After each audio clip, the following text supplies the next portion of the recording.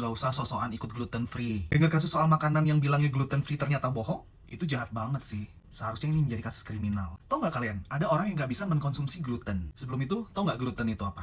Salah satu jenis protein yang terdapat pada gandum. Alternatif biasanya itu pakai tepung almond, tepung jagung, terus tepung beras. Contoh lainnya kalian bisa cek di Google atau konsultasi sama yang ahlinya.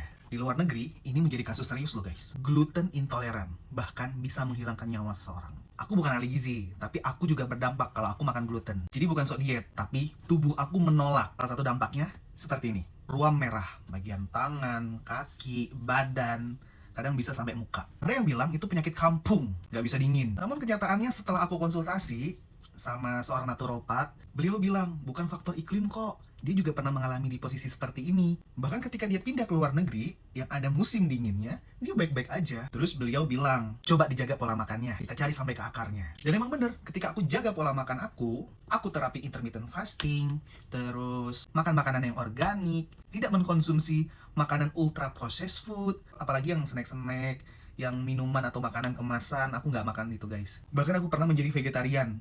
Jadi aku makan buah dan sayur mentah. Dan ketika aku traveling ke luar negeri, mulai dari Vietnam, di Sapa Vietnam, ke Turki, terus ke Eropa, bahkan di Jepang pada musim salju, aku nggak ada ruam-ruam merah sama sekali. Jadi ketemu nih salah satu faktor yang membuat ruam-ruam merah timbul itu karena apa? Aku nggak mengkonsumsi gluten. Karena aku juga masih nakal. Kan di makanan itu kalau ada glutennya enak loh ya guys. Apalagi roti pakai gluten itu lembut banget ya.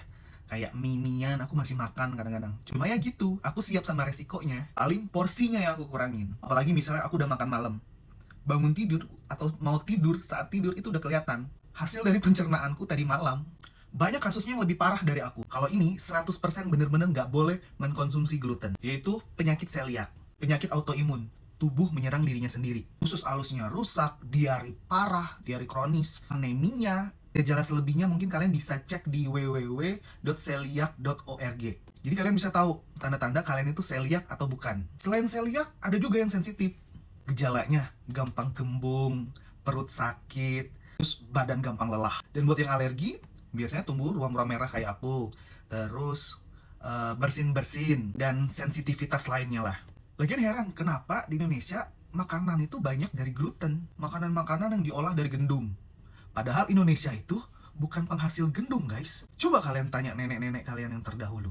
Makanan-makanan tradisional Indonesia itu terbuat dari tepung beras, dari jagung, dari singkong, dari sagu. Ini malah Indonesia banyak ngeimpor gandum dari negara luar. Biar apa? Biarin. Biar lo sakit, berobat, lo beli obat.